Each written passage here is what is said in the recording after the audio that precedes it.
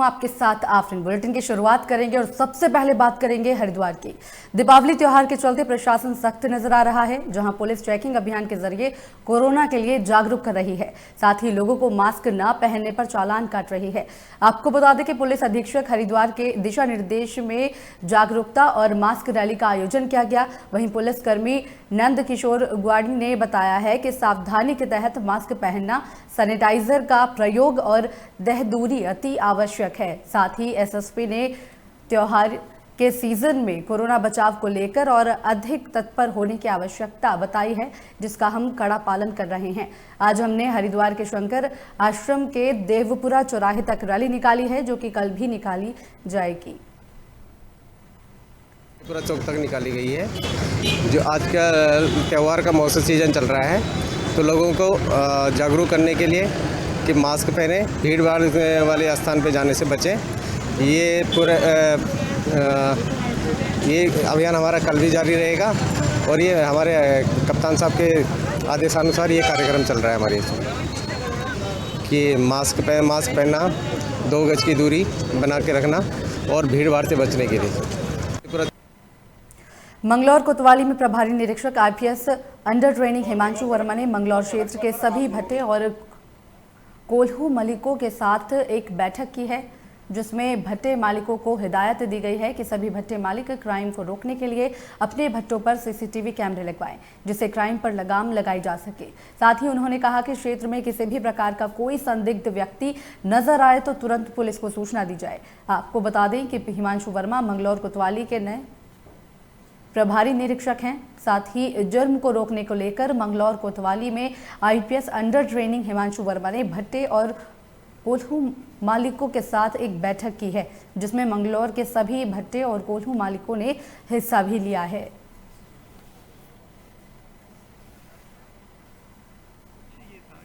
द्वारा जो है सत्यापन ड्राइव जो है वो चालू की गई है, जिसमें जितने भी हमारे चरखी वाले हैं या हमारे भट्टे वाले हैं या जो भी हमारे ढाबे हैं, जहाँ से भी हमारा लेबर बाहर से आता है, उनका सत्यापन कराना ज़रूरी है। तो उसी के लिए जो है उचित दिशा निर्देश दिए गए थे। उनसे हमने जो है रिक्वेस्ट किया है कि अगर आपको जस्ट इन केस पुलिस थोड़ा देर कर रही है आपके यहाँ पे सत्यापन करने में, तो आप खुद अपने हल्के के सब इंस्पेक्टर का नंबर लीजिए और उनको फ़ोन करके बताइए कि हमारे यहाँ पे सत्यापन नहीं हुआ है, तो इसको जल्द से जल्द कराएं। उससे यह है कि पुलिस तो अपनी तरफ से कर ही रही है, थोड़ा उनकी तरफ से भी पुश आएगा तो थोड़ा और काम जो है हमारा अच्छे से। दीपावली त्योहार के चलते प्रशासन सख्त नजर आ रहा है, जहां पुलिस चेकिंग अभियान के जरिए कोरोना के लिए जागरूक कर रही है। साथ ही लोगों को मास्क न पहनने पर चालान काट रही है। आपको बता दें कि पुलिस अधीक्षक हरिद्वार के दिशा निर्देश में जागरूकता और मास्क रैली का आयोजन किया गया। वहीं पुलिसकर्मी नंद किशोर ग्वाड़ी ने बताया है कि सावधानी के तहत मास्क पहनना और सैनिटाइजर का प्रयोग और देह दूरी अति आवश्यक है।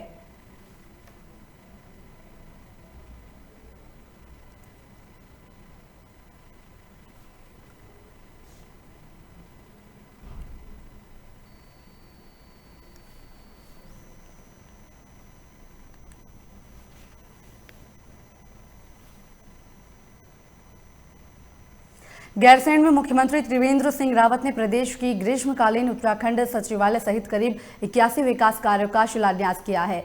आपको बता दें कि ग्रीष्मकालीन उत्तराखंड सचिवालय की अनुमानित लागत 110 करोड़ रुपए बताई जा रही है। वहीं मुख्यमंत्री त्रिवेंद्र सिंह रावत ने बताया है कि सचिवालय का निर्माण जल्द ही शुरू हो जाएगा। साथ ही कहा कि अधिकारियों को निर्देश दिए गए हैं कि सचिवालय भवन में उत्तराखंड झलकना चाहिए।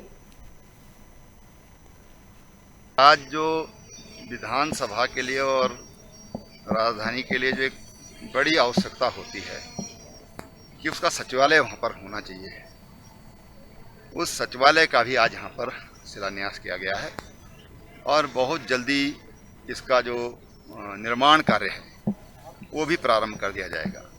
मैंने अपने अधिकारियों से कहा है कि जो सचिवालय बनेगा वो सचिवालय भवन में उत्तराखंड झलकना चाहिए।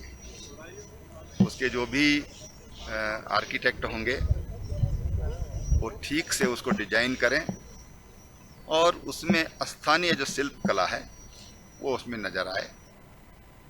सितारगंज में दीपावली त्योहार को लेकर अग्निशमन अधिकारी हरीश चंद्र मिश्रा ने व्यापारियों से खास बातचीत की है।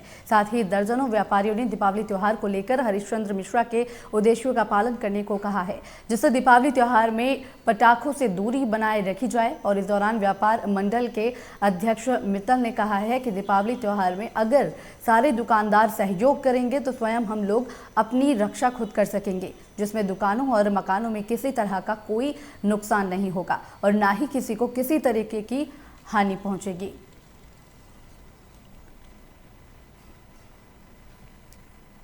एक सुझाव दे रहे हैं कि भाई आप दीपावली पर्व खुशी का पर्व है तो उसको आप खुशी से मनाइए।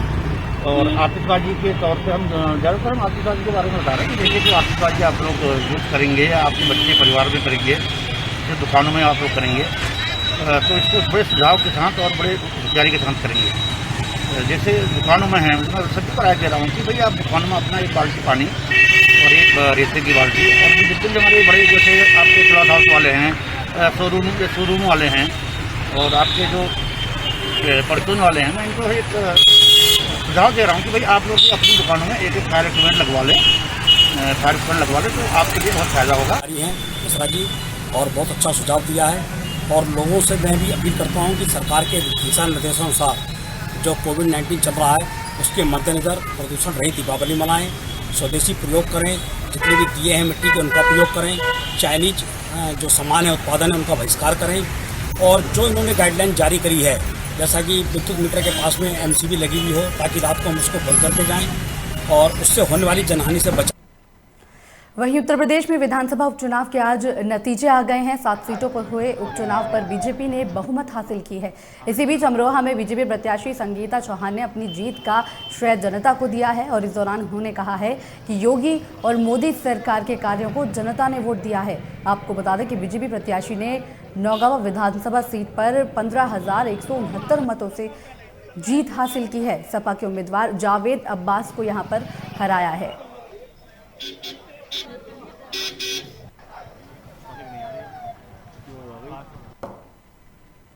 कानपुर के घाटमपुर विधानसभा चुनाव में फिर एक बार कमल खिला है। आपको बता दें कि बीजेपी प्रत्याशी उपेंद्र पासवान ने लगभग 23,000 मतों से जीत हासिल की है, जिसके चलते बीजेपी कार्यकर्ताओं में खुशी की लहर देखने को मिल रही है।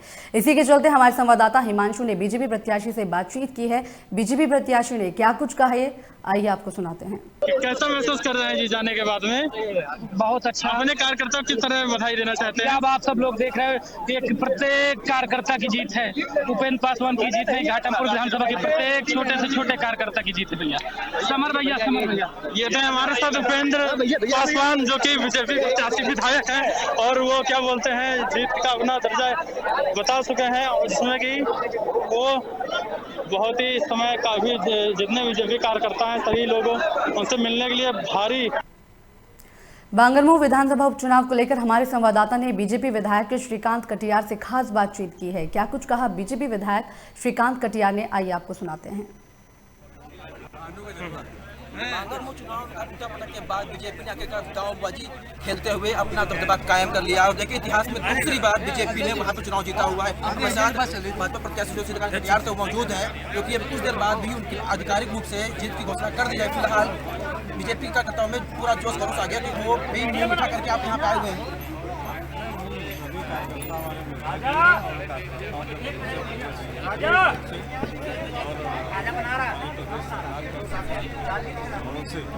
हम सब भारतीय जनता पार्टी को विजय। बीजेपी ने दूसरी बार बैक टू बैक किसी पार्टी की बात को किसी पार्टी ने दोबारा बैक टू बैक चुनाव जीता है, बीजेपी दूसरी बार जीता है, तो कैसे देखते हैं? नरेंद्र भाई मोदी जी की योगी जी की सरकार है, वो कम से कम कांग्रेस से उन्होंने सेवा करी है और इस हिसाब से सभी लोगों ने जनता ने स्नेह और प्यार दिया है अपने क्षेत्र के भाई और बेटे को जिताने का। अगर देखा इसके पहले सेंगर ने भी इसके 27,000 वोटों से विजय हासिल किया था, लेकिन लगभग आप भी उसी स्टेज पहुंच रहे हैं। स्टेज का कोई बात नहीं है, भारतीय जनता पार्टी का सभी ने भरोसा लगाया है, सरकार पर भरोसा लगाया है। लोकमंच पे आपने पहले भी कहा था कि मैं चुनाव हर हाल में बांगरमऊ का जीतूंगा, क्योंकि आपके आला अधिकारियों ने बाकायदा नेताओं ने खूब दमखम लगाया हुआ था, पूरा कॉन्फिडेंस था आपको। हमारे सारे नेतृत्व ने, सारे संगठन ने, बूथ स्तर तक के कार्यकर्ताओं ने उससे लग रहा था कि भारी बांगर जनता को क्या सौगात देंगे आप? बांगर जनता को हम सेवा करेंगे और विकास कराएंगे, क्षेत्र का विकास कराएंगे, अंत्योदय अंतिम तंत्र में खड़े व्यक्ति की जहाँ पर योजनाओं से वंचित रह गया उसको योजनाएं देने का काम। लोक मंच की तरफ से आपको बहुत बहुत बधाई। बहुत बहुत धन्यवाद राम जी, बहुत धन्यवाद। हमारे साथ एलियास साहब थे जो कि पहली बार लाइफ में विधायक बने, बांगरमऊ क्षेत्र के जिला अध्यक्ष भी रहे 5 साल, संघ से जुड़े रहे, मंडल अध्यक्ष भी रहे। और देखा जाए तो बैक टू बैक दूसरी बार बीजेपी ने बांगरमऊ की बहुचर्चित सीट जो कुलदीप सेंगर की हुआ करती थी, जो आरोपी हैं, जेल में बंद हैं, बीजेपी ने वहाँ पर लगभग सफलता हासिल कर ली है। देवरिया सदर विधानसभा सीट से बीजेपी प्रत्याशी सत्यप्रकाश मणि त्रिपाठी ने 20,000 से अधिक मतों से जीत हासिल की है। बीजेपी ने सपा प्रत्याशी ब्रह्माशंकर त्रिपाठी को पराजित कर जीत का सेहरा अपने सर बांध लिया है। बीजेपी के चुनाव कार्यालय पर कार्यकर्ताओं ने एक दूसरे को मिठाई खिलाकर बधाई भी दी है और ढोल नगाड़ों के साथ पटाखों के साथ जश्न मनाया जा रहा है। वहीं सत्यप्रकाश मणि त्रिपाठी ने अपने जीत का श्रेय प्रधानमंत्री नरेंद्र मोदी, मुख्यमंत्री योगी आदित्यनाथ और कार्यकर्ताओं को दिया है और कहा है कि देवरिया का विकास ही मेरी प्राथमिकता होगी।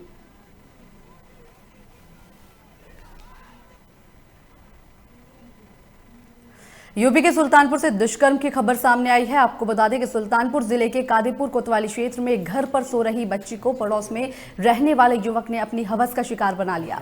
आपको बता दें कि बच्ची की मां पास में ही किसी कार्यक्रम में गई हुई थी, जिसकी जानकारी पाकर युवक ने बच्ची के साथ दुष्कर्म की घटना को अंजाम दिया। वहीं बच्ची के मां के घर पहुंचने पर युवक मौके पर ही मौजूद था, जिसके चलते आनन फानन में घटना की जानकारी पुलिस को दी गई। वहीं जानकारी पाकर पुलिस मौके पर पहुंची और आरोपी को गिरफ्तार कर जेल भेज दिया गया है। संत कबीरनगर में पत्रकार अर्नब गोस्वामी की गिरफ्तारी से नाराज पत्रकारों ने राष्ट्रपति को संबोधित ज्ञापन जिलाधिकारी को सौंपा है। आपको बता दें कि ज्ञापन के माध्यम से अर्नब गोस्वामी की तत्काल रिहाई की मांग की गई है। वहीं इस दौरान ग्रामीण पत्रकार एसोसिएशन के अध्यक्ष इंद्रजीत शुक्ला ने कहा है कि आए दिन पत्रकारों का उत्पीड़न पूरे हिंदुस्तान में हो रहा है, जिसे ग्रामीण पत्रकार एसोसिएशन कतई बर्दाश्त नहीं करेगा। वहीं पत्रकारों पर हो रहे उत्पीड़न को रोकने के लिए ग्रामीण पत्रकार एसोसिएशन ने राष्ट्रपति को ज्ञापन भेजकर उत्पीड़न को रोकने की मांग की है।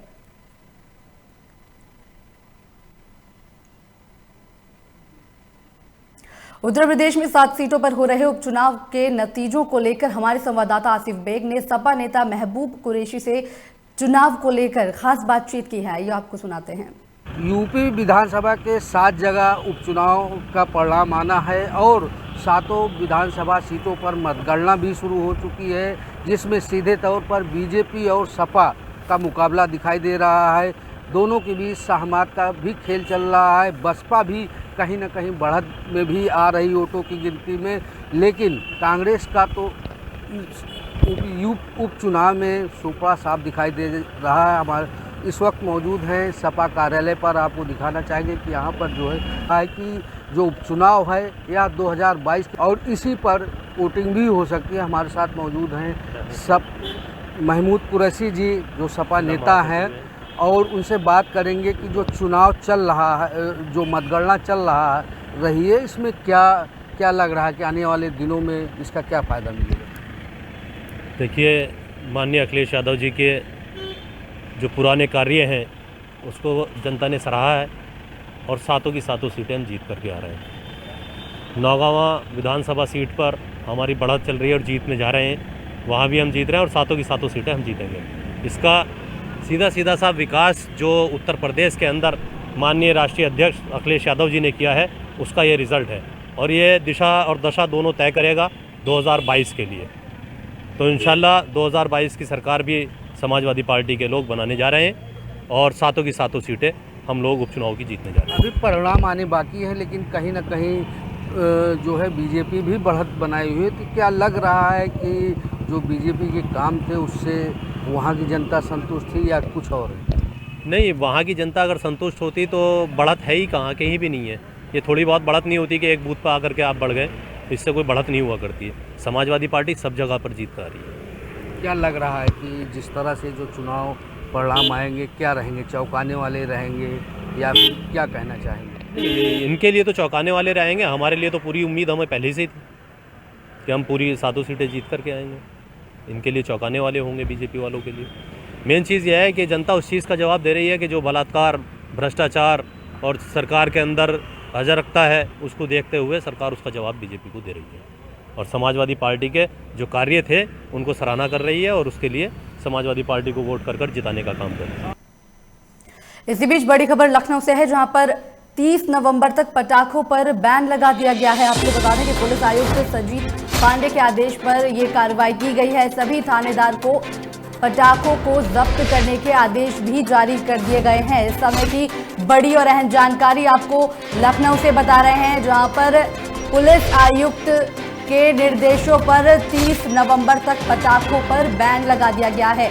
आपको बता दें कि दीपावली का त्योहार आ रहा है और ऐसे में ये बड़ा और अहम फैसला सुरक्षा को लेकर दिया गया है, जिसमें अब 30 नवंबर तक पटाखों पर अब बैन लगा दिया गया है।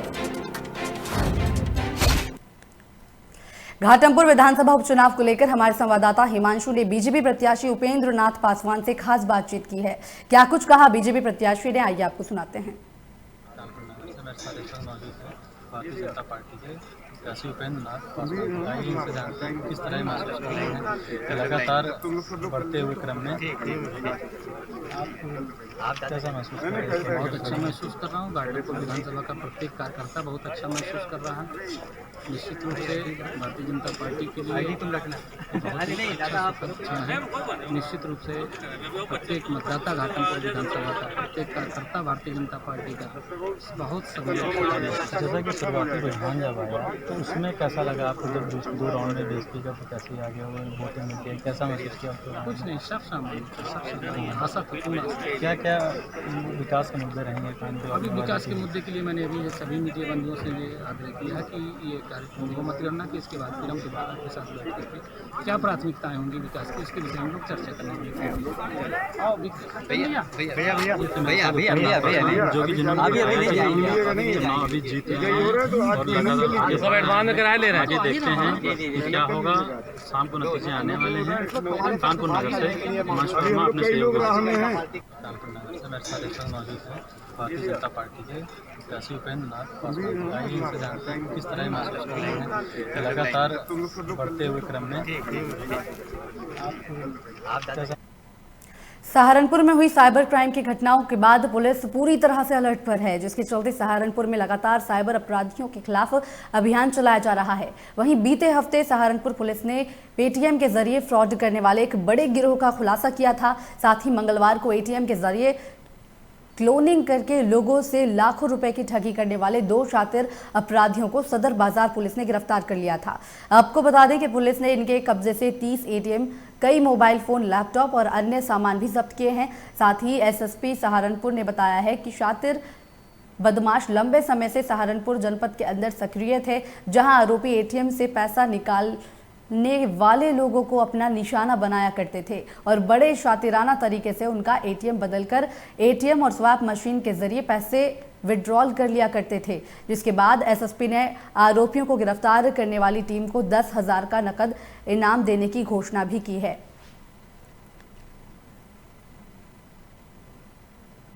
प्रयागराज के झूंसी इलाके के माफिया बाहुबली अशोक यादव के दोनों घरों को जमीन दोज कर दिया गया है। बताया जा रहा है कि अशोक यादव के 2 मकान छतनाक के मिलन चौराहे पर हैं और दोनों ही अवैध रूप से निर्माण किया गया था और दोनों में ही नक्शे पास नहीं थे। जिसके बाद प्रयागराज विकास प्राधिकरण ने बुलडोजर चलवाया है और देखते ही देखते कुछ ही घंटों में दोनों मकान जमींदोज कर दिए गए। वहीं प्रयागराज विकास प्राधिकरण कार्रवाई आगे बढ़ती जा रही है। अवैध रूप से निर्मित किसी भी मकान को बिना तोड़े रुक नहीं रहा है।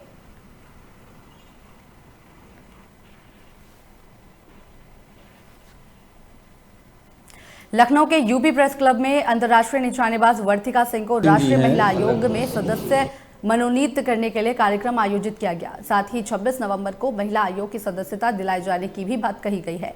मोहनलालगंज से भारतीय जनता पार्टी के सांसद कौशल किशोर और महिलाबाद विधानसभा से भारतीय जनता पार्टी के विधायक जयदेवी कौशल भी मौजूद रहे। उन्होंने प्रधानमंत्री नरेंद्र मोदी और उत्तर प्रदेश के मुख्यमंत्री योगी आदित्यनाथ का धन्यवाद भी किया है। वहीं इस मौके पर वर्तिका सिंह ने कहा है कि पूरे देश में और खास करके उत्तर प्रदेश में महिलाओं के साथ में अगर किसी भी प्रकार की कोई भी दिक्कत होती है तो आगे आकर उनकी मदद की जाएगी।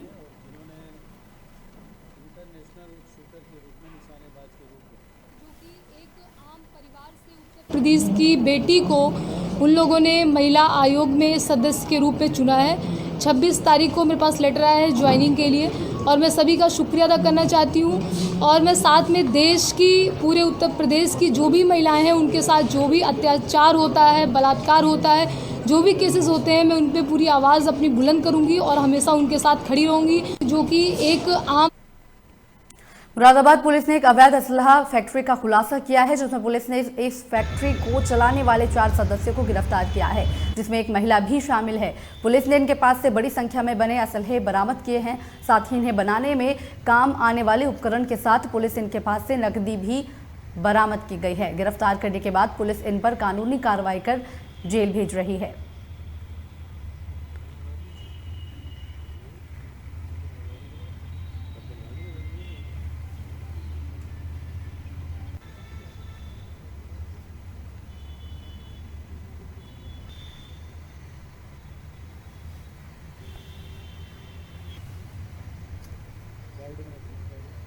इनके पास से दो तमंचे 315 बोर के, एक रिवॉल्वर 32 बोर, 13 तमंचों की बैरल, 12 तमंचों की फायरिंग पिन और 20 फायरिंग के जो गुटके होते हैं वो, 4 जिंदा कारतूस मिले हैं, 2 इलेक्ट्रॉनिक मशीन मिली हैं जिसमें एक वेल्डिंग और एक ड्रिल मशीन है। इसके अलावा लकड़ी के कई चाप मिले हैं। इसके अलावा बलिया में ग्रामीण पत्रकार एसोसिएशन और भारतीय राष्ट्रीय पत्रकार संघ के बैनर तले सैकड़ों पत्रकारों ने राष्ट्रपति को संबोधित ज्ञापन जिलाधिकारी को सौंपा है। आपको बता दें कि महाराष्ट्र सरकार के जरिए आर भारत के editor in chief Arnab Goswami के ऊपर कराए गए पुलिसिया कार्रवाई के विरोध में प्रदर्शन किया जा रहा है। वहीं पत्रकारों की मांग है कि मुंबई के पुलिस कमिश्नर पर कार्रवाई करते हुए बेलगाम सरकार को बर्खास्त करने की कार्रवाई करे। साथ ही अर्णब गोस्वामी को रिहा किया जाए और पत्रकारों पर उत्पीड़न फर्जी मुकदमे बंद हो, नहीं तो पूरे उत्तर प्रदेश में आंदोलन किया जाएगा और सत्ता पक्ष को बताने का काम भी किया जाएगा।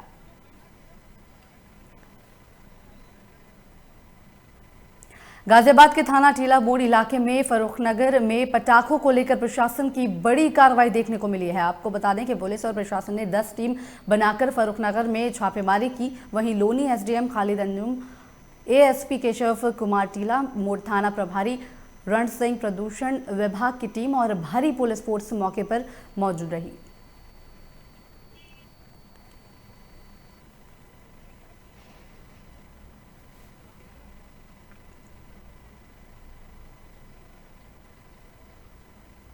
इसी के साथ फिलहाल इस बुलेटिन में इतना ही। बाकी की तमाम खबरों के लिए देखते रहिए लोकमंच।